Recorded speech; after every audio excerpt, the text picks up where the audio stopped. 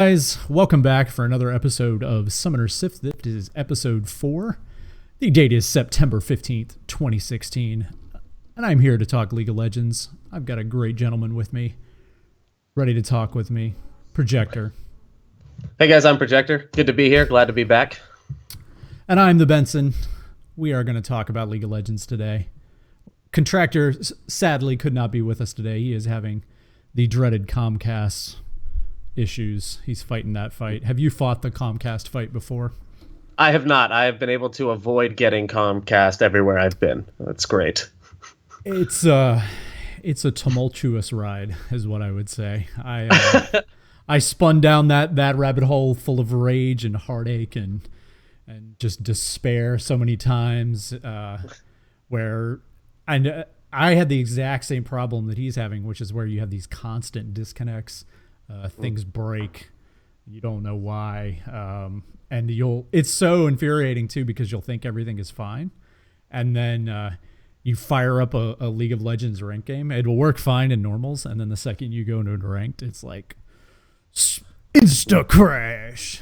Well, I had something similar to that though with internet in Chattanooga, where for about 4 months I couldn't play League at all because I wouldn't be able to get through a champ select. The client would crash or the internet connection would crash, and then my timer would time out and I couldn't do anything.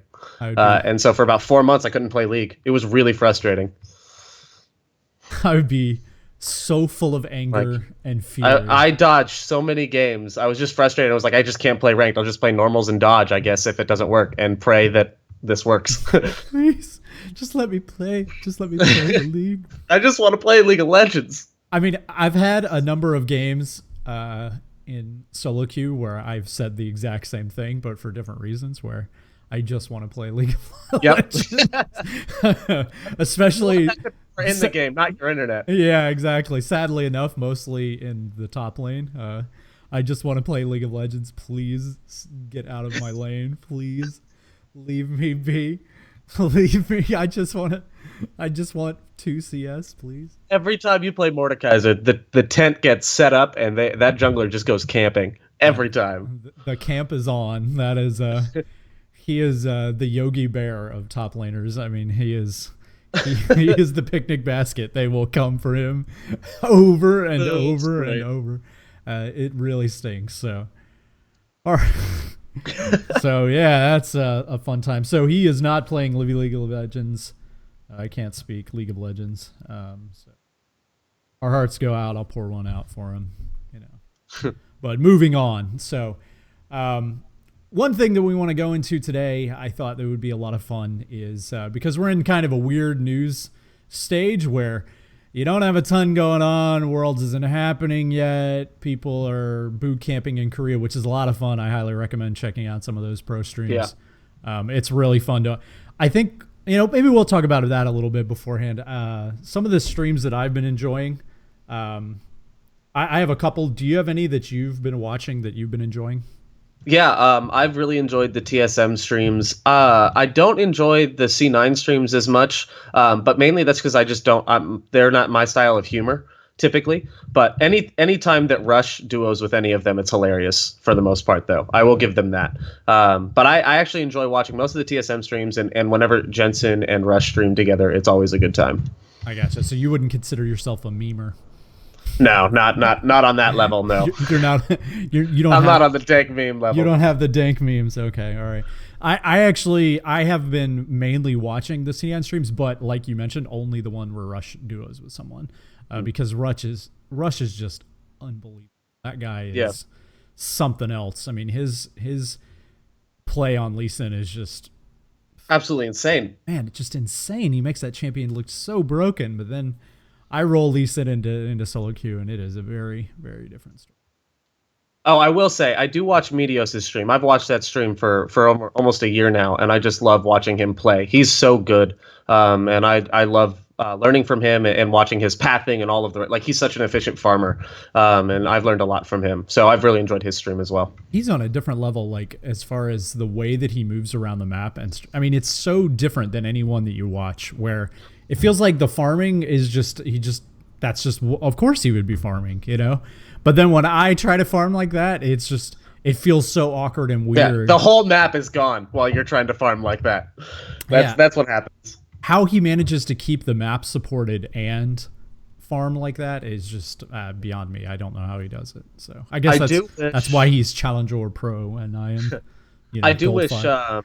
I do wish Sven Skaren would stream more because he's such an aggressive jungler and he invades a lot. I really wish I want to learn that more. Mhm. I tend to be more passive in that and wait for the enemy to make mistakes and things. So I want to learn that, but I never see him stream. I always see him duoing with Bjergsen or Doublelift who are streaming, but he himself never streams, and I want him to more. Yeah, you kind of see him through the eyes of another person, right? So Yeah. you're just seeing him impact the map, but you don't see the mechanicals.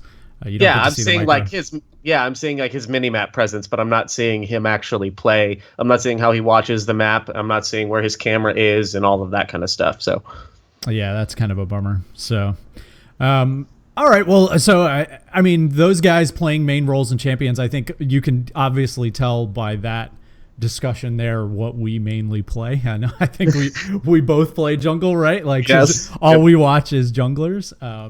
So I think it's that leads right into our discussion today, which is a lot of people have asked, how do I choose a main role or champion? I think that's a big thing that a lot of people start with when they start playing the game, because that's a natural thing. Very, you're trying to learn this huge, expansive game, and there's just all these moving parts, and it feels a lot easier to just sort of pick a guy, and go, oh, that's the guy that I'm going to play. And then naturally those, because of the way they've designed League most of the time, I mean, there are exceptions, but most of the time that champion has a main role, they're either a jungler or a top laner or whatever. So I would start with, how did you choose your main role? How did you choose your first champion? So, oh man, my first champion. Well, okay. So back when I first started playing in season 3 and didn't like the game at all, I just played whatever my friends told me to play. But when I really started to get into the game last year in the summer, I was just like, what champion am I having fun with? And what champion really looks cool to me? And actually, I loved Jax. I fell in love with Jax. He was the first one that I was like, oh, this is my main. I really want to learn him. And I spammed games with him from level 15 as a summoner level all the way up to 30. Went through my placements with him, I think. And just like a general tried to be really good on him. And I never really got that good on Jax as a top laner, but I had a lot of fun with him, so it was cool. It was more like I have fun with this, and so this is what I'm gonna play. That was how it worked for me. Yeah, and I think that's how most people. I actually did the same thing with Rammus, where when I was learning the game, I was playing actually with my brother. He got me into League of Legends, and he played a ton. And he was just like, "Look, here's the deal. You're gonna stink." And he was very blunt about it. And surprise, someone with my genetics, very blunt. So he was very to the front. He was like, "Look, you're gonna stink and you're gonna die all the time. So what you should do is play this champion because no matter how much you die, you're gonna be useful because you still have your taunt.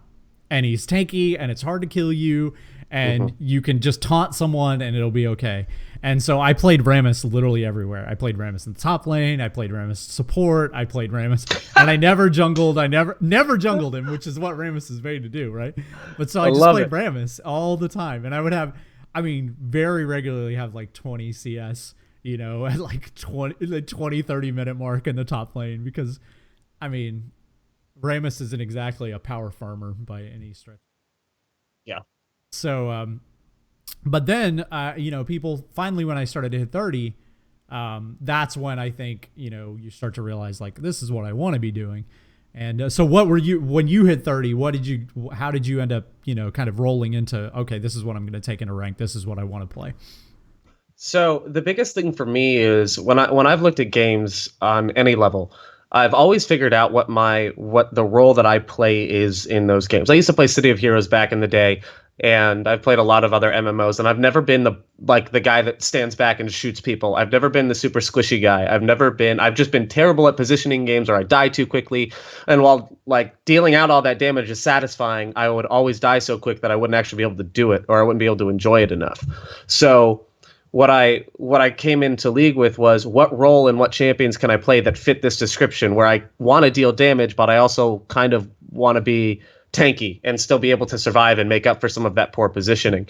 And that's when I realized that only jungle and top lane really have that. Support has it a little bit, but not really. And so, as an AD carry, you're squishy. As a mid laner, you're basically squishy. And so jungle and top lane really was where I was like, okay, well, this is what I have. And the jungle was so overwhelming to me. Clearing speed, how to clear, all of that. I couldn't figure it out. I didn't know runes at the time. I didn't know all of that kind of stuff. And so I just said, all right, well, then I guess I'm going top lane. And if I get anything else, then I'm screwed. That was, I mean, that was it. We also have to remember that back in the day, we didn't have the new dynamic queue that you have where you could pick a role, right? So Yeah. you had a place where you wanted to be, but that's not where you always were. And Literally, yeah. So back then it was actually frowned upon to be just one thing. Like, in the LCS it was strange because everybody, these guys would be like, oh, he's the top laner, or he's the mid laner, or whatever. And that's just not how it is. I mean, that's not how it works when you go into solo queue. If it was not for dynamic queue, if it wasn't for the new champ select, not necessarily dynamic queue, but if it wasn't for the new champ select, I would not be playing League of Legends nearly as much, and I probably wouldn't be doing ranked because I don't have the time, nor the care to learn all 5 roles. I just don't. That's just not me.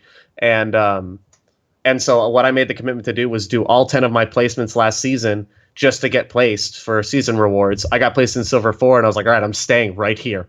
I'm not moving. I'm not playing again. I'll do normals and just get better. I learned Vi through Team Builder after that, and just kept like the old Team Builder, not what the new champ select is. And then just waited until season 6 and said, when I can choose just my 2 roles, that's when I'm going to take this seriously. Okay. And so that's what I did.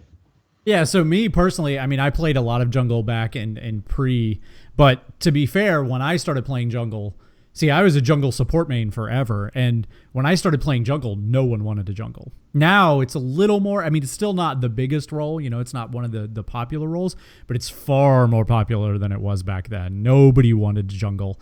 And so I was the same. When I played World of Warcraft, I played tanks. I was the main tank for a guild. I would just stand there because I knew how to like keep aggro on something, and I knew like I had enough mechanical skill to like, taunt stuff and keep it on me and understand like what needed to happen tactically. But as far as like positioning, knowing how to do damage, knowing how to push the limits of aggro, things like that, that's just beyond me, So I knew how to grab a hold of something and keep it on me. So that sort of transitioned naturally into playing tanks in League of Legends, and most of those were either, at the time, were jungle support. I was playing Nautilus. I was playing, Rammus, like I said. And then champions like Alistar and Thresh in the bot lane. So it was just a natural fit for me. I just played tanks. I've since moved a little away from that. I don't play a ton of tanks now, but jungle was absolutely the place where back in the day you had no gold, so you had to be a tank. There was no damage junglers. Even the damage junglers at the time still built tanky, Yep. So that was how I sort of picked it out. Yep. Well, and I've never been the mechanical guy either, so that limited my role even further. I can't be the guy that spams like 4 different actives plus all of the abilities in the right order and gets everything right and kills someone. Like, I'm not that guy. I'm the guy that needs something simple. And support definitely is an active heavy role, right? Like, so it, you have like 3 actives a lot of times, if not 4, plus your abilities, plus, I mean, it's a lot to keep track of when you're support. People think that support is like the easiest role. I would actually argue that support is maybe the hardest one to play in team fights behind AD carry. Because, man, there's a lot to keep track of. I got to push all these buttons. I got to crucible this guy. I got to remember to use my locket. The amount of times that I've not used Face of the Mountain when trying to be back when I was trying to learn Braum, it was embarrassing. It was straight up embarrassing how many times that I just didn't use it. Let my AD carry die. That's so awkward, especially when you're losing a team fight or something and your AD carry is dead, and you look down and you're like, oh yeah. And I still have that, even on the most basic champions. I still forget to proc Randuins all the time.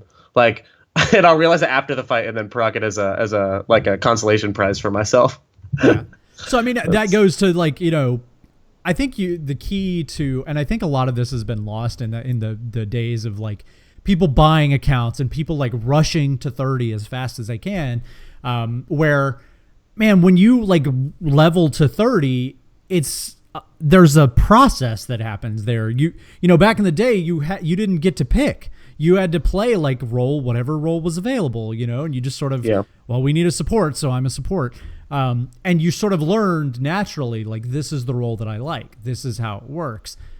Now it feels like newer players sort of default to whatever they want to do. You know, maybe not so much what they're good at or what their skill set or their mindset fixes in. And I think it's really important that people go through that exploration process, especially early when they first start playing, is play a bunch of different things, play a bunch of different champions, because once you get into ranked, man, like you can't do that. It's going to be the exact opposite. So take advantage of it while you're leveling, you know, while you're low, while you're not in ranked. Play everything under the sun and sort of figure out, you know what, I have fun doing this, so this is what I'm going to do. Yeah. And, you know, identify what your strengths are from other games that you've played. What's the role that you've traditionally played? Like you and I played tanks, right? So we naturally are drawn to tanks. And that's kind of, I've learned other roles to gain the understanding from the other roles, but I'm not nearly as adept. I would never take those roles into ranked. I just know them at a basic level so that I can appreciate them more, and I'm less likely to be mad at someone for failing to do something because I'm like, oh, I understand how hard that is, and I couldn't even do half of that. Like, so for me, it's been it's a learning process, and whatever you know that your strengths are as a gamer, then that's what you take into League as well, I think. Yeah, I agree. I mean, I think it's don't try to reinvent the wheel. You know, don't look at. I mean, hey, it's a video game. Get what you want out of it. But if you want to succeed and like you want to climb, which is what everybody eventually wants to do in this game, don't tell me different. It's everything is like, just look at past experience. What have I done well on? What did I play in? Most of the people haven't all played League, or maybe they haven't all played MOBAs. But the constant is most of them have played video games before. So take whatever you did in another video game and just sort of translate it here and try it out. And you really got to view, you know, ranked and normals as two separate things. Like ranked is a different mindset from normals completely. And everyone's like, oh, I'm just in ranked to have fun. Okay, like you can have fun doing something competitive, but it's still competitive. And so your mind needs to be in taking it more seriously than a normal game where you can kind of learn something new and have fun there, have more fun there. But in a competitive mode, you're trying your best, you're doing your best. There's going to be frustrations, and everyone is trying to be on top of their game, which means they care more about winning and they care more about doing well and you doing well than they do in a normal. I wish that they cared more about them doing well than they cared about me doing well, but it's generally exactly the opposite in ranked, right? It's always they only care about how you're doing, especially as a jungler. I mean, it's 100%. If they're not succeeding, it's clearly the jungler's fault. Clearly, I was the problem in all of their woes. So, man, I snowballed 2 lanes as Rek'Sai, both top and bot lane in one game. Popped off as Rek'Sai, got all these towers down, got everything, and the other team just got all the dragons. But we won the game like handedly. Handedly, we won the game. And my team was like, jungler, you suck. You suck at objective control. And I'm like, we got all of the towers. I don't know, like. We didn't need those objectives to win this, so it didn't matter. Like I was sitting there ganking and pushing lanes out, where getting dragons would have actually slowed us. It might have helped us win it faster, but in that game, I felt that the better priority was to do towers, and because we could.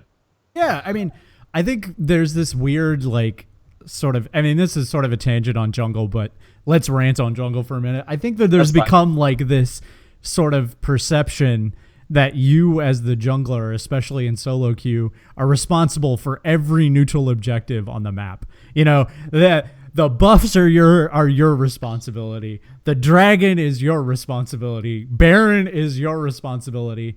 And even towers, for the most part, and their lanes is your responsibility. But it's weird how it literally most of the time has, if you're jungling correctly, yeah, you can impact, but it's the exact opposite. It's what happens in the lanes that drives taking those individual objectives, you know?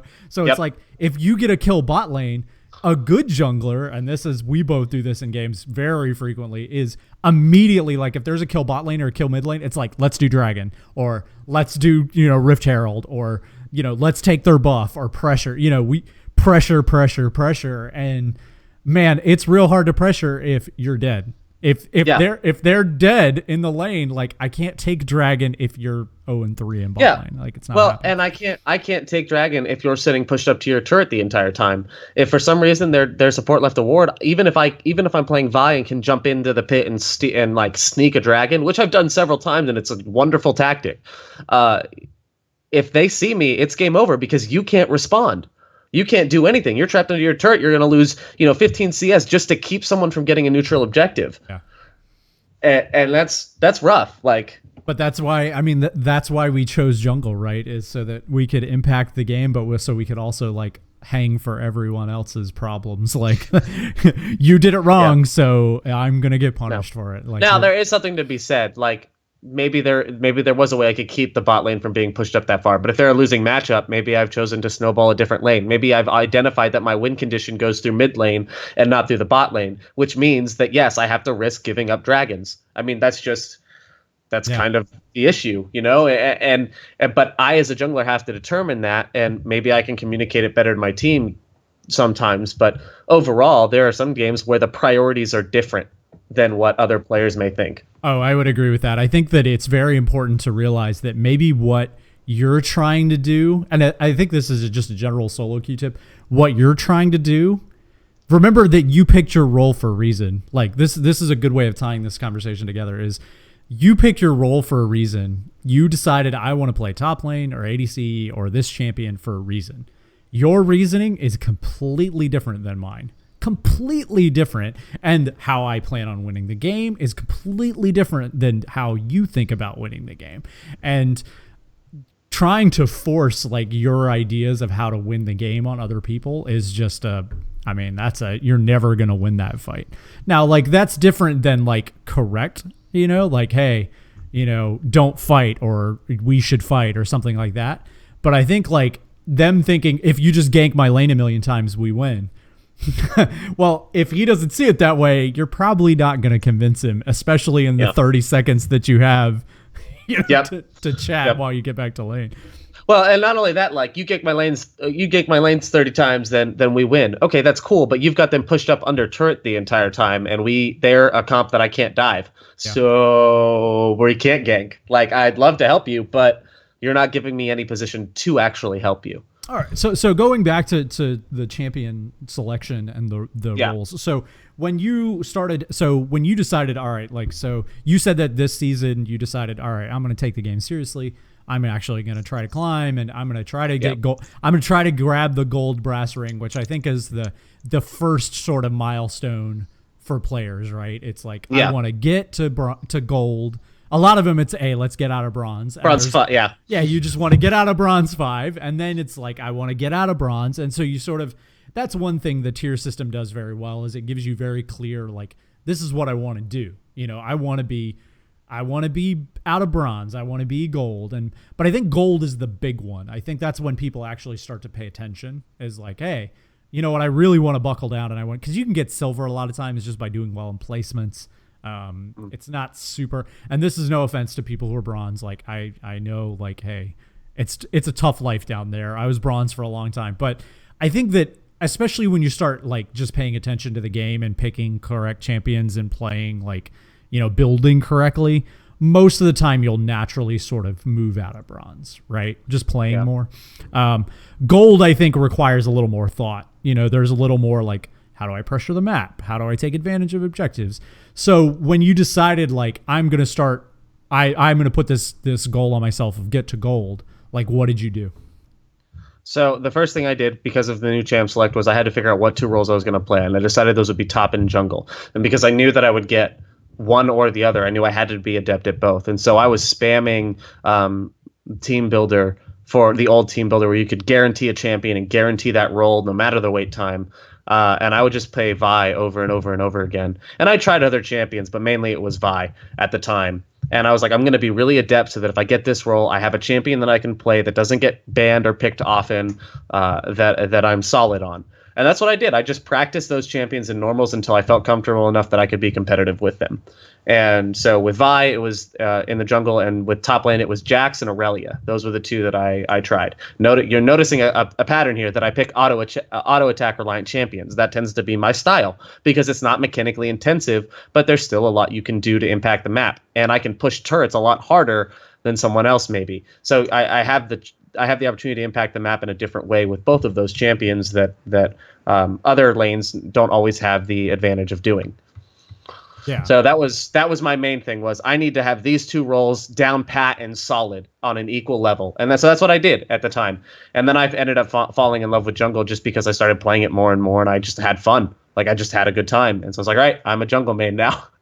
Yeah, so I think Vi is a good selection. I think for a number of reasons you just sort of fall into that, but I think you probably got there because of like what I'm about to say, is that I think a really important thing once you kind of decide this is what I want to do, and this is sort of very basic, and I understand like, hey, some of our listeners are going to be like, why are you talking about this? But hey, like a good huge percentage of League of Legends, I think it's something almost 70% of the player base is bronze or silver.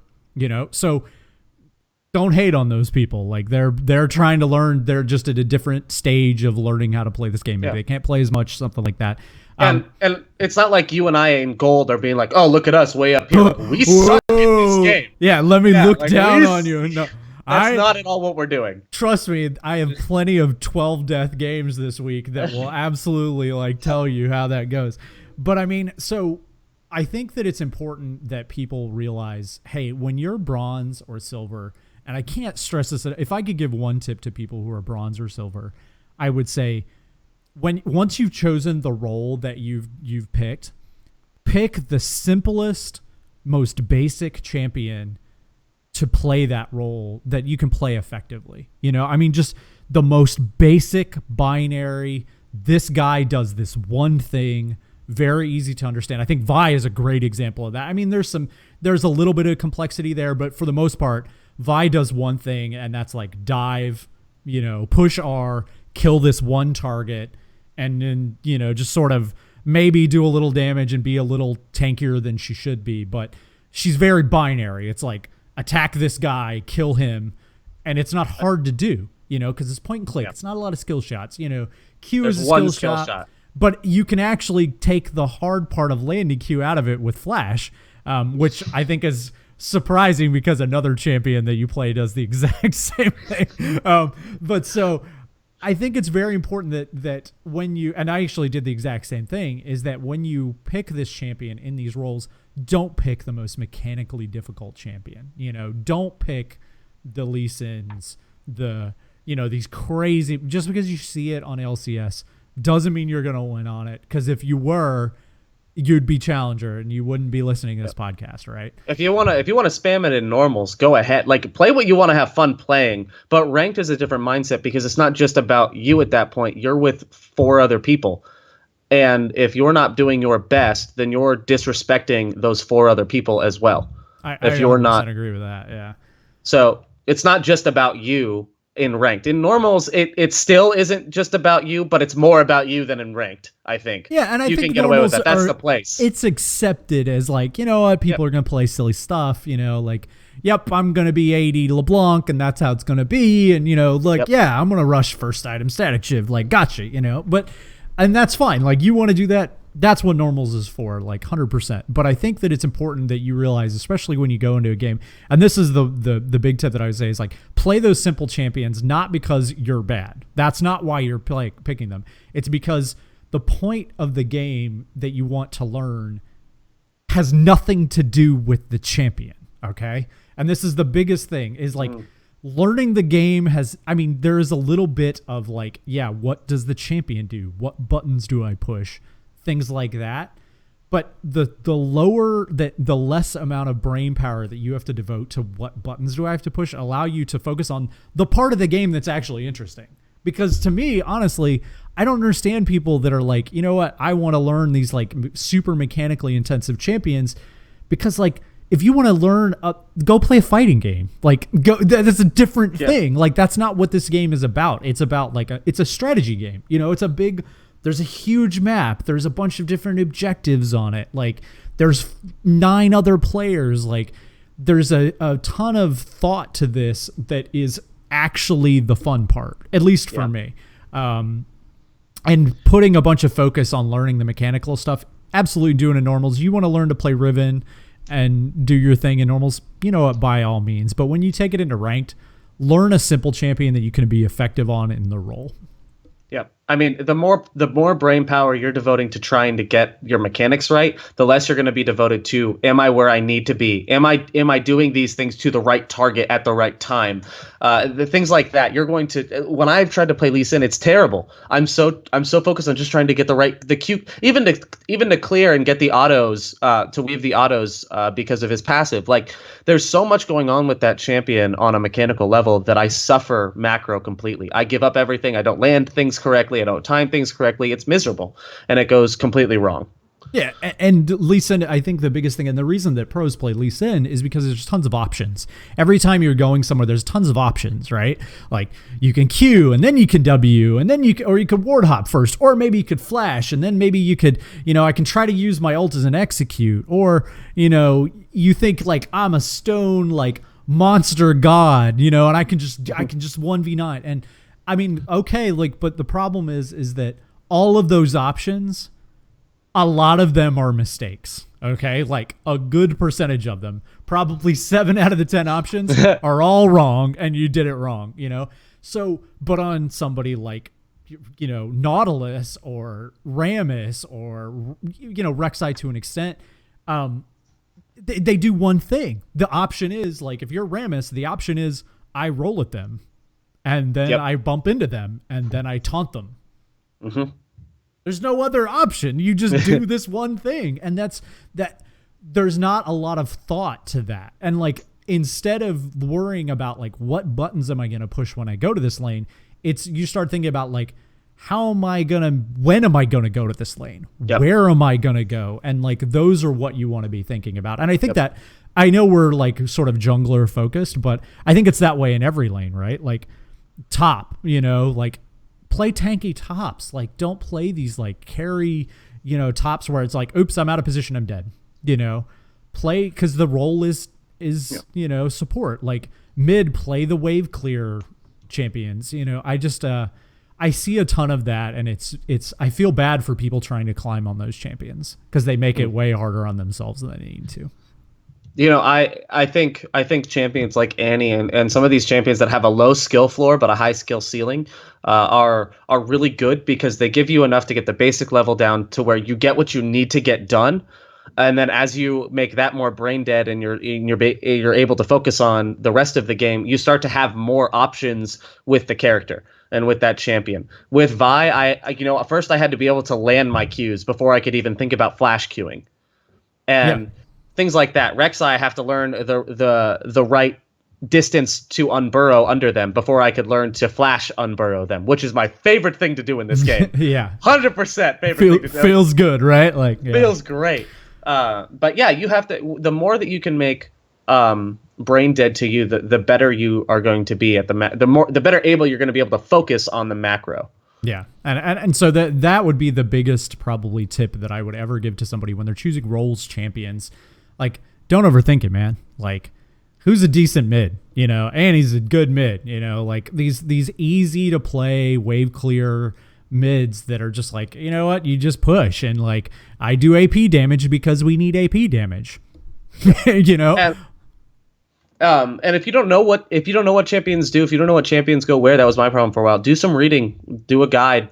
Some games require that. And League is definitely a game that requires some depth. And play more. Just play games and be told where to go and be willing to listen to people. Sometimes, like if you're first starting out, because that can be helpful. People telling you like, oh, you should go top lane. If you tell them like, hey, I'm new to the game, I don't know what I'm doing.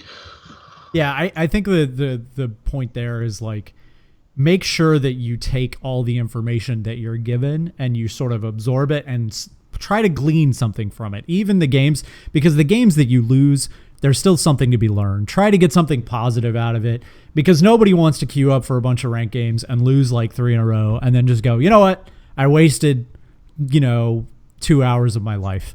What did I get? I didn't do anything. that it never has to happen. Every one of those games you can learn from. Every single one. You know, if you're not recording your games with something like plays.tv, you absolutely should be. It literally is no impact. It runs on the most toaster of a machine that you could ever do it on. You don't have to do anything. It does everything for you. You just install the piece of software. Plus, you get to send your friends your hot clips, which is always cool. Yep. But you can learn a lot. You know, you watch one of your games and look at them, and you will see everything. It will be readily apparent to you what you are doing wrong. Yep. Because I know mine are every single time I watch a replay. I am terrible at this game. And for the longest time, because I was afraid of going into ranked, I was afraid of even doing normals because I was afraid of my skill. I just did bot games and I had a blast. I would just stomp bots and I didn't care. You know, I would, just play League to have fun. If you're not having fun at the base level, then for some reason, like what keeps me interested in this game among all the flaming and all the negativity in it is the games where I stomp, is the games where I pop off, is the games where I do something right. I get that Baron steal, I get that Dragon steal, those awesome plays that make you just feel so satisfied that all the work you've put into this is paying off. That's why I still play this game, is because I have fun with those moments. Yeah. No, I agree. I mean, that's what's fun for me too, is like those, you're trying to learn, but League of Legends is one of those games where when you do learn something, it is instantly rewarded. I mean, when you finally put it together and you put the knowledge of something into this, like something, and it really works, man, it feels good. Like there's a dopamine release that happens there that just, man, it feels real good to win on that champion that you've put a lot of time into. I mean, you see my Rek'Sai. When I first started playing Rek'Sai for the first 10 to 15 games, I was like, I can't figure this champion out, but I want to. Like, I'm so desperate to get this. I kept complaining about it all the time. I'm sitting at 75 games on my Smurf, which is right now Silver 1, and plays at the elo that my gold account is at. Yep. I'm sitting at a 4.15 KDA and a 57% win rate. Like, and my KDAs are... Yeah, my KD is consistently high, and I'm impacting the map pretty well. My kill participation is almost always over 50%. Like, there's and I'm not saying I'm great at Rek'Sai now, but I understand a lot more of what to do with that champion, and I'm so satisfied now. Like, I have fun, and I'm not just trying to try to figure it out. Now I've kind of going deeper into that champion and having even more fun with it. Yeah, it's actually funny because it's funny that we chose this like topic, because today actually on Twitter, maybe an hour ago, I had a conversation. You can actually follow me on Twitter. Quick plug, Benson_tweets. I think Projector's the same. It's at Projector underscore lol. Yeah. But I was having a conversation on Twitter with a gentleman who is actually on a different League of Legends podcast, and he said to another guy, I don't know why I can't climb. I need help. Like, take a look at my match history. So me and this other guy take a look at his match history, and what do you think we see? Like 20 different champions. I mean, it was crazy. He was playing like 4 different roles. Like, I mean, he's an ADC main, but he had literally in his 20 game match history, he had 6 different ADCs.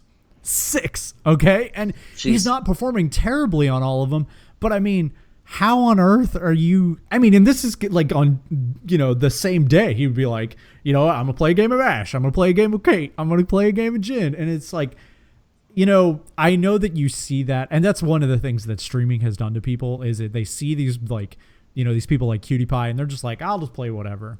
I'll just play this. And I haven't played an Ashe game in a while, so I'll play Ashe, and they dust them off. But man, you're not Cutie Pie. Like, you're Bronze 2, man. Like, that's not going to work. Like, pick a champ, play it. Well, and I think there's something to be said where, you and I being where we are on the ladder in Gold 5, Gold 4-ish, and we understand so little about this game. Bronze and Silver understands so little about this game. Plat understands so little about this game. To the point that we don't even know the things that we like. We aren't even aware of the things we don't understand. Yeah, like, I agree. And so the more you play different champions and are so focused on their mechanics, the less you're going to discover about the game itself. Straight up. I agree.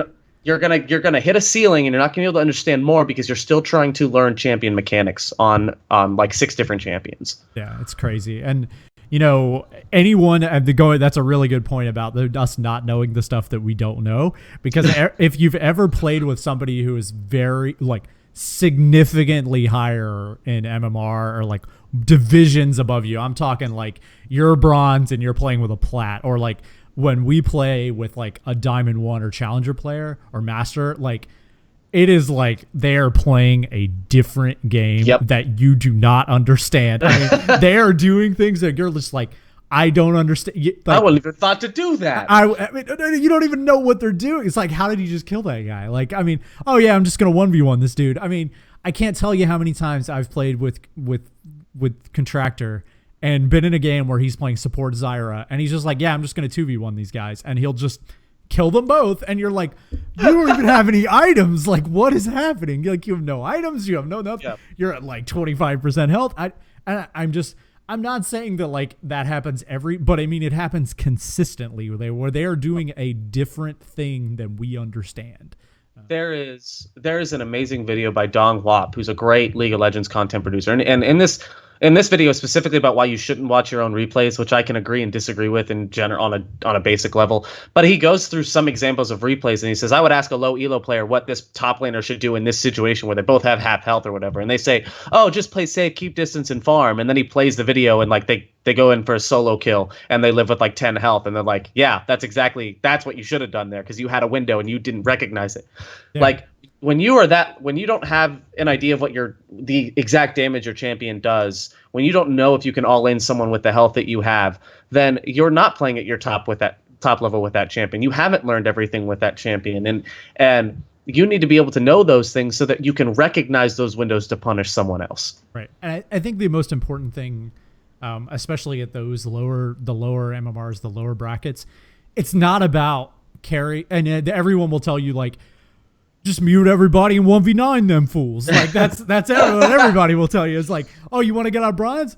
Dude, just pick Master You and just kill everyone. And it's like, wait a second. Like, no, I mean, that's what, a plat is going to do. Like, yeah, of course, like I'll just pick Master You and just kill everyone on the map. But that's not how it works. When you're bronze and you're like a little stuck, just remember that all those MMRs are about, and actually this carries all the way, I would say all the way up to diamond. It's about, and maybe it changes right around high plat, it's about not making as many mistakes as they do. Don't make as many mistakes as they do, and you just win by default. Like, I didn't do anything. I did 2 less dumb things than they did, so we won. Like, how many times have you been in those games where it's just like a bloodbath on both sides? It's like 45-35, and it's just like just nasty fight. And then you're maybe on the 35 side, and you're like, there's no way we're going to win because our LeBlanc has like 20 kills and like she's killing everyone on the map. But then that one time he gets a Mumu ulted because he goes in to kill someone, and you kill him and the game just ends. And it's like, well, he made a mistake. And it's just about not making mistakes. Just don't make mistakes. And it's not even like don't make mistakes the entire game. It's just don't make mistakes later in the game, because it's almost to the point that the first 30 minutes of a game don't even matter. Like, yeah, especially in the lower, because nobody's gonna end the game. No, they don't. No one knows how. I don't even know how to close out a lot of the games I play, and so like just wait for one of them to step 2. Wait for their ADC to go for that last CS to clear a wave and step up in front of their tanks. Wait for someone to do something stupid and then capitalize on it, and you win the game straight up. Like,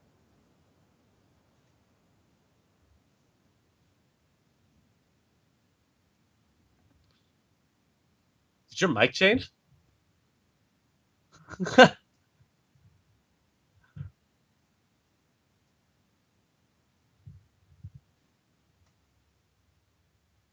Oh, bye. Farewell. Farewell, old friend.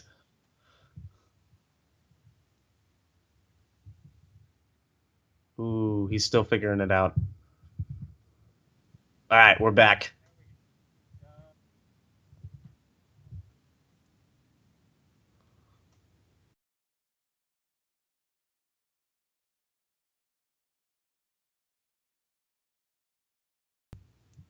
There we go. How's that?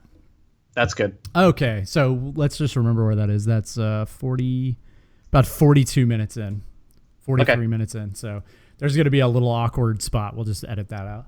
Wouldn't be a summoner Sift if somebody didn't get disconnected. It's true. Yeah. It's part of the game. So I think I bumped my mic cord there. So yeah, I mean, in closing, like, hey, when you're picking a role, don't overthink it. Just pick a simple champion and a role that you like to play. Because don't grind out top lane if you don't like playing top lane. Yep. What fun is that? Like, learn to play Have top fun. lane. Just learn the role first. The champions are an afterthought. Like, learn what you're supposed to do as a top laner. Yeah. And honestly, if you want to play 6 different ADCs, go ahead. Like, no one's stopping you. Do it in normals though. Would be my like, if I were another player in your game, I would want you to be playing your best. In the same way that if you were playing ranked, you want your other teammates to be playing their best champion. So play your best in ranked. That doesn't necessarily mean it may not be the best champion against their composition. If you are competent on your champion, it does not matter. Yeah. I pretty much mained Nocturne. It took me 160 out of 240 games to get from Bronze 3 to Gold 5 on Nocturne. And there were so many times I played into counters to Nocturne and still won the game. Yeah. Like, it's just if you know what you're doing on your champion, you're good. You're fine. Don't even worry about the other team. Just don't sweat it. It's fine. Like, don't worry so much about comp because comp doesn't matter. Like, below a certain MMR. It matters, like, yeah, you want to be a tank or you want to be this or you want to be that. But, like, it's not like, oh, my gosh, like, they're going to poke us down. You just got muted. Hold on. What happened to you? Did I get muted? Oh, there you go. You're good now. Talk. Up. Can you hear me? Hey, all right. This 42 minutes through 46 is going to be really interesting. So good luck with that. Thanks. Thanks. I'm going to have a blast. Let me know how that works out. So I agree. I mean, play what you want to play, but I would strongly recommend that pick something you want to play and play it. Pick it and play it. Like, commit to it. Don't just go like, oh, I lost a game. Yeah, time to play something else. Give it a go. Give that champion the respect it deserves. Yep. Like, sometimes you're going to say, you know what, Mordekaiser, I've went 0-10 on you twice in a row, but that's okay, Mord. I believe in you. And you're going to keep going. So let's I think we can jump forward a little bit here and you've made the champion all the way up to a certain goal or a certain place, and now that champion isn't working anymore or that role isn't working anymore. So how do you identify those moments where it doesn't seem like it's working, and what do you do then? Yeah, I think you have to kind of evaluate, like, I think that's part of looking at your replays, right? Like, so you're kind of looking at your replays and you're deciding, like, what am I doing, like, that's getting me killed? And a lot of times it's because, well, I'm going in here. I want to go in, and I just don't do any damage because I'm Ziggs, So, like, I want to gap close, and I use my satchel to get into them, and then I blow everything, and then we lose, and then I get one. So it's like, maybe if your natural tendency is I want to go in, then maybe pick a champion that's good at going in. Maybe pick LeBlanc or Kassadin or something like that. Where that's what they're good at. Or maybe you just want to sit back and farm and you're Zed. And it's like, well, that's not going to work. Like, you got to kill people. You're an assassin. I think that's a good sort of starting point to start thinking, you know what? I'm really bored of just kind of wave clearing, or I'm really bored of, maybe I'm bored of trying to kill people. It sucks having that pressure on you when you're an assassin of, I have to kill him. I have to kill him. Maybe that's the time to start thinking about switching. Yeah. Well, and maybe you start to realize I'm only trying to do one thing in every game I play with this champion. Maybe I need to think about the game differently. Switching from Nocturne to Rek'Sai is a huge change, because with Nocturne you're pretty much AFK farming the jungle for the first 7 minutes of the game. Until then, once you get your ult, you're ganking 24/7. But with Rek'Sai, you're ganking at level 3, occasionally level 2. You're going in and you're going ham the entire game, trying to find engages and trying to find picks and trying to make plays around the map and own the map with vision or anything else. And that just made me completely appreciate a different angle of the game and have to relearn it and rewire my brain to learn more. And that was my motivation for changing champions, was I want to think about the game differently. Right. And I think, like, that's a natural progression, right? Because what you're doing is you're playing Nocturne.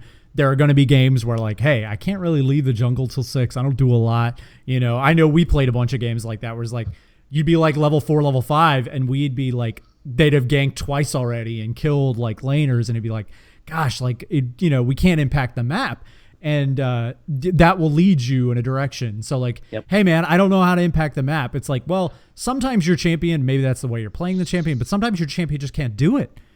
Sometimes like, if you're Nocturne, there's not a lot you can do pre-6. I mean, yeah, you can gank a lane, maybe land a Q if somebody's way out of position, but that's not his strength. That's not what he's good at. No. And honestly, if someone like Nocturne that thrives on those picks, if you're doing fives with people, there's no way Nocturne's like the amount of times that I've had an ADC never go off alone in a game, or the amount of times I just get focused down the second I dive their backline. It's ridiculous. And so the other thing was I had to learn I needed a champion that I can play well in a five setting, right? In a four setting, in a coordinated setting, and yeah. so. That's actually why I stopped playing tanks. Was I was playing a ton of tanks like in solo queue, and it was frustrating because I would get super fed. Like I used to play in season 3 when I actually first started jungling. You can actually go back and look at my season 3 history. I had like a 4.0 KDA on Nautilus because Nautilus was very, very good at the time. But the problem was like I would get super fed and I couldn't carry the game. Like, because Nautilus, 0-5 Nautilus, yeah, he's just not as tanky as like the 3-0 Nautilus, but he does basically the same thing, and I just couldn't. I mean, I'm sure that there are people out there that are like, you're an idiot, you can build Triforce and Wits End, and you can totally carry on all. But like in the way that I was playing Nautilus, I couldn't carry games, so I was like, you know what, I'm going to learn to build some of these damage champions, and so I started playing Rengar, and then that's a completely different. and he doesn't. I would actually argue he's very similar to Nocturne in that he doesn't work as well in a ranked fives environment. It's very hard when they know what to do later in the game. Early on, he's still very good, but when they know to group on themselves when you ult, it can be extremely frustrating because it's like, well, I guess I can go in and die and try to kill him, but we're probably going to lose this fight, and so you eventually have to shift away from that kind of stuff. Yep, it's difficult, for sure. And you've got to just realize like, hey, when am I getting stuck in a bad habit? When am I doing things incorrectly on this champion that I've learned and had a lot of fun with, and how can I change my mindset? And sometimes it's just taking a break and learning something new. Sure, and I think that's what I would say is like. It's not always like there's no specific time to know like, oh man, I need to stop playing jungle and play support. Although you can a lot of times see patterns like that in a tool like, you can go to op.gg. I think it's na.op.gg, and you can actually just see your match history, and you can see these are the champions I do well on, these are the ones I win on.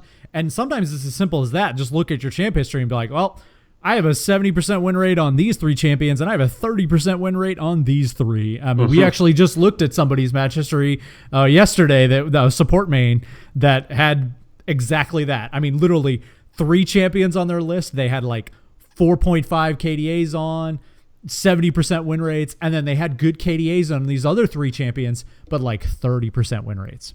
And it's like, maybe don't play those champions. Yeah. Maybe just, don't overthink it. Don't say, well, the pros play, Lulu, so I should play Lulu. Maybe just play the champ you're good at. Yeah. And honestly, it's not about being better than the division, or like the division that you're in, right? If I'm bronze 2, being a bronze 1 player won't necessarily get me out of bronze 2 very quickly. But if I have the game knowledge and I'm getting better to the point where I'm playing at like a silver 3 or level, then I will climb faster. You've got to be your game knowledge, your skill level has to be higher, a lot higher than those of the rank you're in. And the best way to do that is to keep playing, to play more, and to be learning along the way. If you're blaming your teammates, if you're blaming other people for it, if you're not taking ownership of where you could have messed up, then you're not going to learn and you're not going to improve. Yeah, because I think that's one constant you will see at virtually almost every high, MMR champion, like, or high MMR streamer. They don't blame nearly as much as anyone else, right? Even me, like, I'm guilty of the same thing. Like when I stream, when I play solo queue, and that's just a natural human thing. But it's real natural to be like, this guy sucks, and that's why we're gonna lose. And it's like, that may be the case. 100%. Good on you for recognizing it. What good does that do you? Yeah. It doesn't do you any good. Like, Now, if you say like, "Oh, this game's over, but we still have to play it out for 10 more minutes," or the team doesn't, if whatever's going on, you've recognized that the game isn't going to be winnable for whatever reason, then take that time to practice playing from behind, gain an advantage wherever you can. What would you do in this situation if you thought the game was winnable? Would you place a ward and slowly try to get more vision in your jungle? Maybe, if it's so bad that you're stuck and you're frustrated, work on your flash engages, work on, Yeah. like take the time and learn something in the game that is already a lost cause if you feel that way and your whole team has accepted it. Not if you specifically feel that way, if your whole team has accepted that this is a lost cause. But I also think, I can't think of how many times that we've been in games together and we've been to a point where it was like, okay, the only way that we're going to win this game is if they make a big mistake. And you just kind of sit there. But there's an important thing that happens there where you're not looking at all the stuff that happened before of like, how did we get to this point? How is it 30-10? Like, how have we lost all of our turrets? You're thinking about what's the mistake that they might make. And it's constructive. You're thinking about something else. Like, and when you start telling that to other players, even if it's in voice, it's a lot easier. But if you chat that and you say, we need to see if they'll make a mistake, and they start hopefully looking and sometimes they'll just be like, Stefu noob, they're not going to make a mistake. That was 20 minutes ago when you should have ganked my lane. That's like, okay. Well, one of the things you learned was you should have muted that guy like 10 minutes ago. I would say it was a big part. But I should have muted that guy a long time ago because that wasn't very friendly. But, think about like, okay, how could they lose? What's a scenario that I can construct that I can imagine that we win this game? And then just try to enact it. Most likely, you know what? If you're 30-10, you're probably not winning, right? But it's interesting to try to puzzle out the wins. Like maybe we can sneak a Baron. Maybe if we can catch them, maybe they'll go for Baron if we frustrate them long enough and we can get them at Baron. And that's how we win. So try to come up with the win condition, which I think is also, that's a whole nother show, I think. Of trying to figure out what your win condition is in those losing games and then learn from that. Yeah. And the other thing is like, don't give up. If it's a 4v5, Vincent and I will tell you, you can win a 4v5. I have won 4v5s, numerous 4v5s. So. And here's the other thing. Don't beat yourself up over your mistakes. Like, yes, the only thing you can focus on is your control, is what you can control, and that's yourself. But there are some times where you're ADC through the game, where you're jungler through the game, and you can recognize that. Like don't beat yourself up because someone else got caught out, because someone else did something stupid.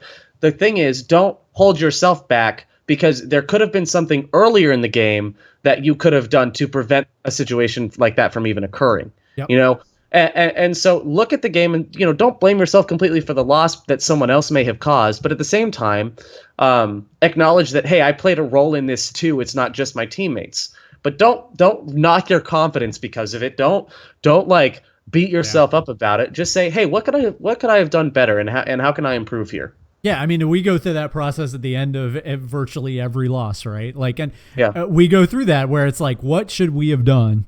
And it's sort of impromptu, and it's generally in the like 5 minutes before we actually lose, where we're like, what could we have done different? Like, what happened here? And, I've done that especially very heavily while I've been, and I keep bringing up Mordekaiser, but like while I've been doing the whole Mordekaiser experiment to try to learn him, I go like, what should I have done? Like, where did it all go wrong? What should I have done? How could we have got back in this game? Like, what should I have done differently?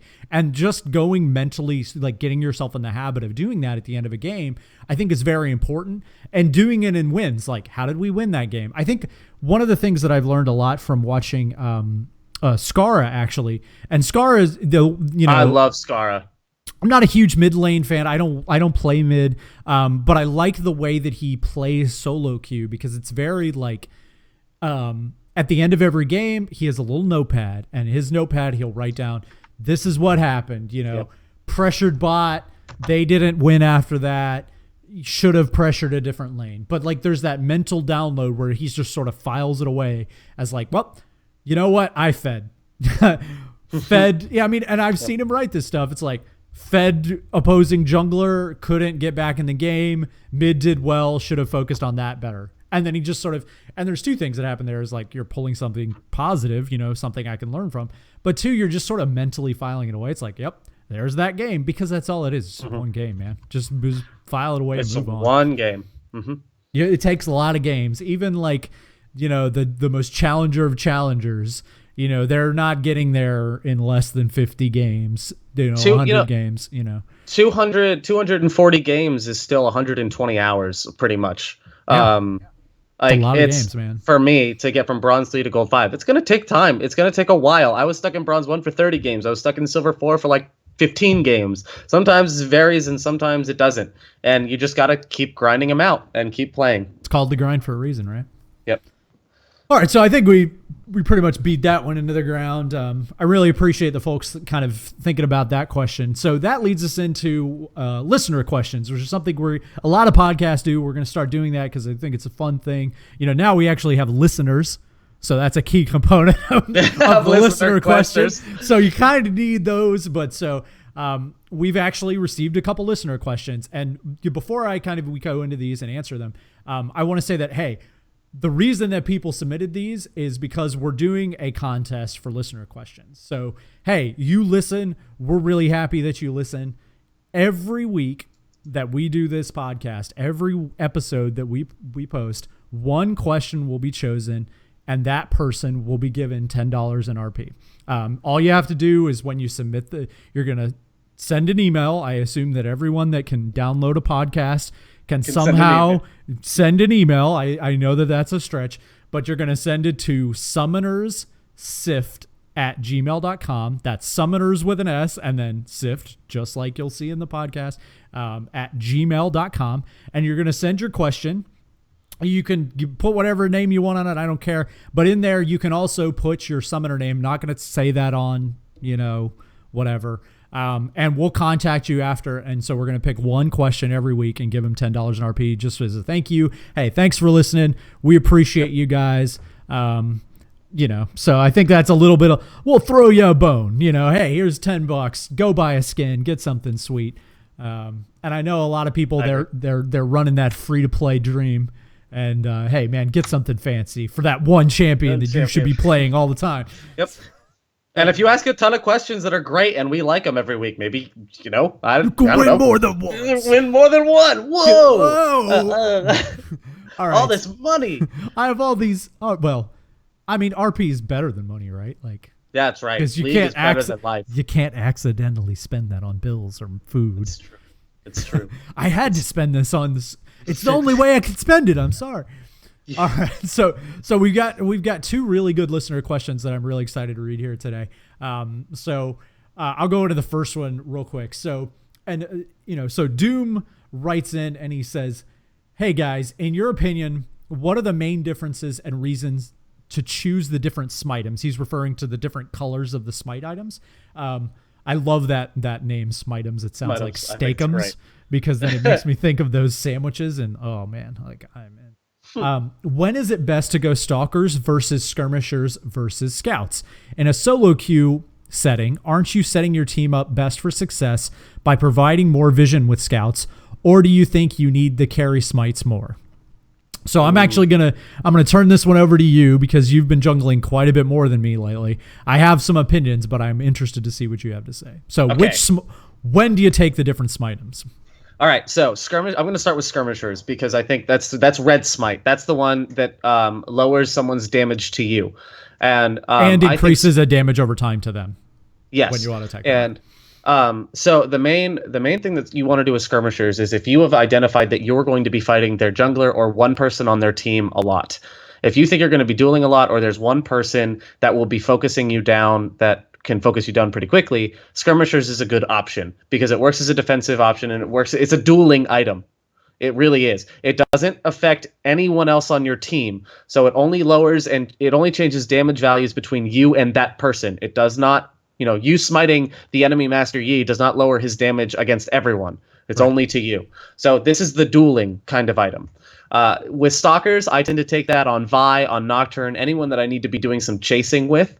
Anytime I need to make picks, that's when I go Stalker's Blade. I think that's a great item for that. And as far as scouts, I mainly do that when I'm in 5s and I know that my team can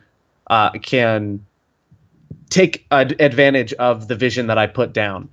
In solo queue, not everyone's looking at wards, and if I'm playing someone like Lee Sin or Jax out of the jungle that does a lot of ward hopping, I'll grab the green smite Right. because they're really good with those, and I can still take the red trinket to clear wards later. But typically, the green smite is not actually used that much, I think, in solo queue by a lot of Yeah, people. I think the rule that I would make is actually if you are gold 1 or below and you're not playing Lee Sin or Nunu, you should not pick the green smite, like, ever. Yeah. I mean, super rarely. I mean, if you're playing fives, it's a different story. But if you're playing solo queue, and this is, I know there's going to be corner case scenarios where it's like, well, in this game I should have. But as a general rule of thumb, if you're gold, you know, if you're below plat, and a lot of people I think would argue plat still, but just don't pick the green one. People don't look at wards for the most part. Your trinket most of the time is enough, and the pink wards that you're going to buy because you're going to get so much more out of the other two. Yep. And if you're playing someone like Elise and you're looking to own the enemy's jungle, looking in to fight them all the time and really shut them down, go skirmishers. Make sure that they can't fight you back. And that's the kind of thing that I would do skirmishers for if I'm playing a heavy aggressive game. And stalkers, if I'm doing general team fights and I'm trying to chase people down, like Vi and Nocturne, it's great on. Rek'Sai, it's amazing on. And then so that's kind of those scenarios that I would pick those. Yeah, I think in the general rule of thumb for me was I go stalkers for the unless there's a reason not to. Like I'm going because stalkers overall, it does damage. The other two don't. Like, right? So skirmishers actually doesn't do damage. A lot of people think it does, but it only does damage if you auto them afterwards. But like, I mean, when you smite someone dead, it's with stalkers. It's not with any of the other ones. So, I mean, it also slows them, which generally, if you're jungling, like you're going to be ganking lanes, you need CC. Like CC is everything. You need to slow them. Slow them down so your teammate can kill them, because that's what you should be looking for most of the time in solo queue. I know a lot of people would say otherwise. You should be looking to give your team kills, your laners kills, and snowball them.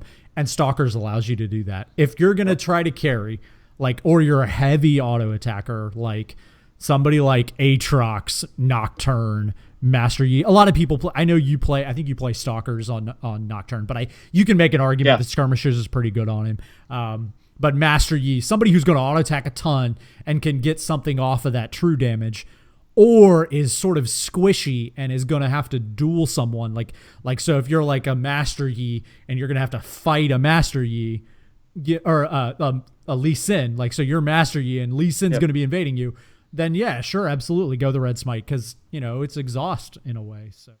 Yeah, if you know that you're going to be invaded a lot, then you can get red smite and protect yourself. Yeah. So, but I think that in general, if in doubt, just go the blue smite. Right. And I've been known. I've done this a bit. If you take the carry smites, you need to learn to balance using a charge on fighting and saving a charge for objectives. You definitely need to keep that in mind. And I've been known late game, if I'm losing, to sell the blue smitem or the red smitem for the green one, because I need to slowly get more vision. I've done that before, just because I don't have it. You can change it up as you need to. That's not the most efficient way to do things, but if I need vision desperately, I'll do it. I don't care. I also, me personally, I buy a ton of pinks when I jungle. So and if you're not buying pinks as a jungler, you're doing it wrong, because you should be buying pink wards. I play Rengar and I average 4 or 5 pink wards bought a game. I know that's not a ton, but I think compared to the general populace, that's a bunch. And I was gonna say that's more than a lot. Yeah, I buy a lot of pink wards because you know what? I don't really want the red trinket a lot of times, and I just want to use the pink wards because I get vision out of them. And most, especially the MMR I play at, most people don't buy enough pink wards, so I try to make up for it. Yep. But I think in doubt, buy the blue one. And honestly, if you're putting pink wards down, put it down every time you're out. Don't back without putting down that ward, because the longer you have that in your inventory, the less information it's giving you. Yeah. So put it down every time you go out. Use it. Change the location to what's best for where you're at. Yeah, so I would agree. All right. So that there you go, Doom. If you have more questions on that, please feel free. Email us again. We'll elaborate more. Yep. But I think, general rule of thumb: buy the blue one, okay, unless you have a very specific reason not to, and then but be able to like justify the reason you didn't buy it, because most of the time the blue one is the default. Yep, it's a great beginner one. So, all right, we'll jump into question number 2. Just Casual writes in, and you may have heard him from a different podcast. Yeah, he's on the and Lola and podcast. You can go Yep, see him. He's a great man. yep, They do a great job over there. So go listen to them. yep. He writes in. He says, "In traditional sports, we have locations or life experiences that build our loyalty to a specific team. For example, I root for the Wisconsin Green Bay Packers because it wasn't until college where I started to get into watching football, even though I was born in Detroit and lived in Ohio, Minnesota, Wisconsin, and Illinois at certain points in my life. So when it comes to LCS teams, we don't have California Team Solo Mid or Canada's Cloud9. So what makes you loyal to your favorite LCS teams?" That's a good question. So like world traveler, just casual, writes in. So, and he's a Packers fan who just beat my Jags. So screw you, man. Yeah. We almost got you, but Yep.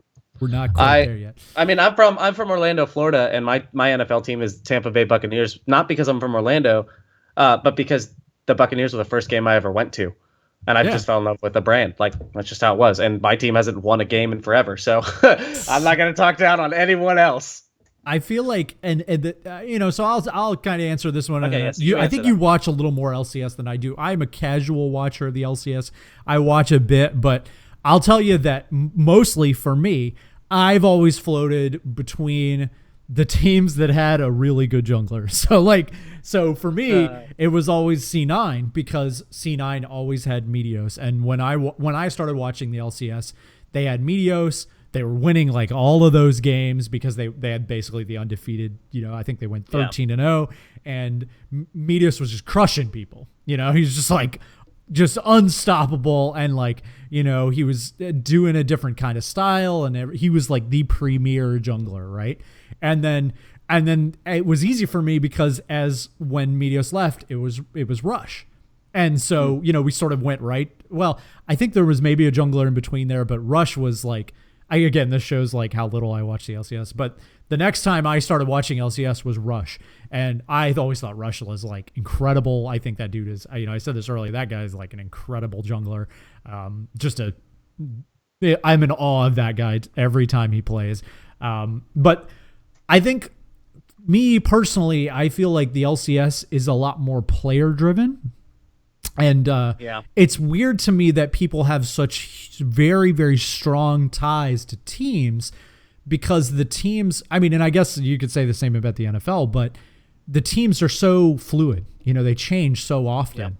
Yeah. But for me, I always like the teams with the really strong junglers, but I'll admit that after watching that stuff, I've become sort of a C9 fan, and I like watching them. So.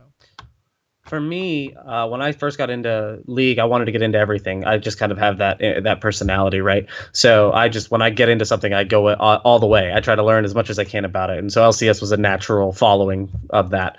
And I fell in love with TSM because of the first thing that caught my eye was the branding. Honestly, like, I just looked cool, right? And then their jerseys looked cool, their jackets looked cool, all of that junk looked cool. Well, they were the first team with like really like jerseys and a logo and a sweet name. And so then as I start watching that team, I'm just like, I need to pick a team to follow so that I can understand this and understand what I'm getting into. Then it became about the story of the team. Then it became about, why do I like this team? And, I respect Reggie a ton as an owner. I think he's amazing what he's done for the scene and the way he treats his players. Like, I want to follow a team that I believe respects their players, that respects the scene, and has a history. And everyone's like, TSM's the team that everyone picks. That's fine. There's nothing wrong with that. Right? Like, let me like the team I like. I think we appreciate the game as a whole less when we dig ourselves into camps and will only follow certain teams. Like, Rick Fox is so cool with Echo Fox. Like, I love that team, but I'm a TSM fan. But I can appreciate other teams too, and I think that's the advantage we have to not having these location-specific and region-specific teams. We have a strength to just like what we like and follow the players we want to follow and be loyal to the game as a whole, rather than have to be loyal to one certain brand to the point of demonizing others for it. Right. And that's what leads to all the drama. Don't get into the, free SM, Yeah, the like, memes are funny. Like it's funny. it's funny. Yeah, I mean, I The know it's second all you're in fun, but hey, the man, second you're serious about it is the second you took this way too far, like way yeah, too seriously. it's a video game, boys. Like, take it easy, okay? Like, hey, root for your teams, go crazy. It's a blast, but at the end of the day, it's a video game. Yeah. You know. Yeah, like I don't like watching CLG all that much. I don't enjoy their laners at the moment, and but I loved watching them wreck face at MSI. Like that was so cool, and Yeah, like that was awesome to me. I am whoever goes the first. Like, I have a very quick, bandwagon jump, especially during Worlds or one of those big tournaments. And I know a lot of people will hate me for that, but man, like when a team goes deep in one of those international competition tournaments, we should all, as NA players, and if you're listening outside of NA, you suck. We're better, but but that's right. You heard it here first. Sorry to break it to you.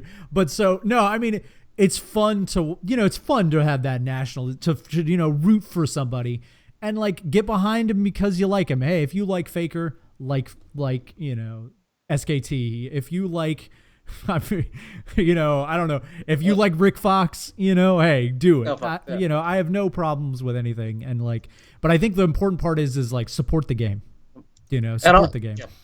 Yep. And at the end of the day, I can love TSM and still root for CLG if TSM's not in the tournament. I can pick a team, and it's not that I'm bandwagoning suddenly a CLG fan. It's more of like I'm supporting the game as a whole and supporting our region, which is being represented by the team that at the time deserves it the most. Right. So that's my opinion on that. That's a great question. I really appreciate Just Casual for sending that in.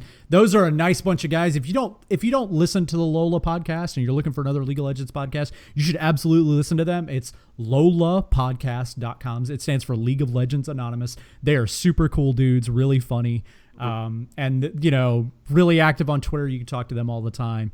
You should absolutely listen to them as well. So, just like you should support all the NA teams, you should support all the League of Legends podcasts. Use all of your time to support everything League of Legends. Yeah, everything. Don't have a life. Just don't have a life. Only listen to a League of Legends podcast every day. So that's right. Ned, are we the only, I got to say, we have to be the only League of Legends podcast that plugs 2 other podcasts in our podcasts, right? On a regular basis, right? On a regular basis. It's part of it. It's actually in our show document to plug one. And then because Just Casual wrote in, we're plugging another one. And I would plug them every week if we wanted it. So yep. Agreed. All right. So that's a great question. Thanks a lot for sending both of those in. I think that this week, the answer, and this is total jungle biased and not because he's on a different podcast, I'm going to go ahead and give the $10 in RP to Doom because, man, that's a sweet question. I think a lot of people ask that question. I think the colored smites are really confusing and weird. So it led to a great discussion. I agree. So all right. So congratulations, Doom. $10 in RP for you, man. Yay. Woo. All right. So that's Summoner Sift. Do you have anything else you want to talk about? No, that's it. I'm good. All right. So that's it for this evening. We really appreciate you listening. Please, if you don't follow us on all of the different things that are out there, Stitcher, iTunes, you can also subscribe directly to the RSS feed on bensongames.com. There's a page just for Summoner Sift. You can actually just go there. Or if you want to watch us record it live, you can actually watch it on the Twitch TV channel that I have. That's twitch.tv/thebenson. It's with a 0. I know there's another Benson. We talk about this every week. Very frustrating. I'll get that name from him eventually. It's going to happen. And then the last piece that I would say, follow projector_lol on Twitter because he's a sweet dude. Really cool. He needs more Twitter followers. It's important. Yeah, I'll be more encouraged to tweet more when I have more people that will listen to me. Exactly. And hey, if you guys are looking for some place to play, if you don't have friends, like if you listen to this podcast and you're like, man, they talk about ranked 5s. That seems really cool. It'd be fun to play with some buddies, but I'm bronze. There's nobody that's going to want to play with me. That's not true, man. You can come to the community ranked night that we do every Tuesday. We do that with another podcast. That's the Trinity Force podcast. They have a community ranked night every Tuesday. You can find them. They're everywhere. Just Google Trinity Force podcast. You'll find it. Trust me, it's there. Adam's a great guy, runs a great podcast over. He's the big man. We all just we're just living in his shadow, trying to make something cool, right? We met because of the Trinity Force podcast. Absolutely. Like this is like an indirect result of the Trinity Force podcast. Exactly. So tons of people in play there. They have a very active Discord. You should go in there. There's tons of people in there talking League, games, anything under the sun, just a whole bunch of nerds you can hang out with, make some new friends, and play some League of Legends with. So meet cool guys like Projector. I agree. So you can meet cool guys like me. Woo! Be cool like Projector, everybody. All right, thanks. Love it. Well, that's a great cast. Thanks for coming out. We appreciate it, and have a great evening. We'll see you next week. Take care, everyone. Okay? Send in the listener questions or else.